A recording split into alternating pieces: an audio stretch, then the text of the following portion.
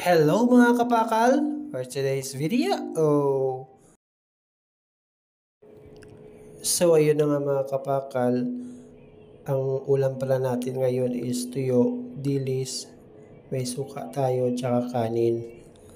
So galing kami mga kapakal kay Lolo sa una nating video is umakyat tayo doon sa kanya.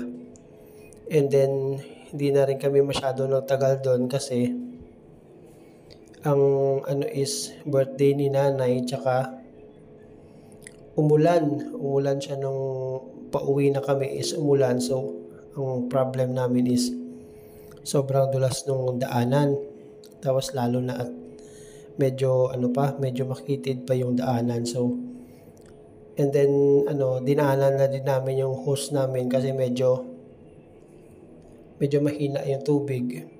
Nagbaybay kami ng hose namin para kung meron mang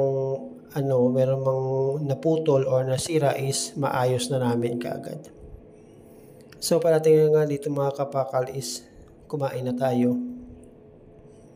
Yan, wala namin tuyo mga kapakal, napaka-solid yan, Tapos may suka ka. Na-miss ko din yung pagkain sa province. Na-miss ko din yung hangin, yung sariwang hangin. And then yung simple lang yung pagkain pero alam mong fresh, alam mong masarap, at alam mong sariwa, at alam mo din na na komportable kapag kumain. Yung dyan din sa nanay mga kapakal, nag-serve din sa atin ng kape.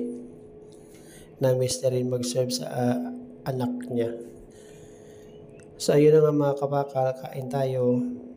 Napaka-solid ng ulam natin, tuyo, dilis. If you like this video, subscribe, like, comment, share. Thank you, Inat.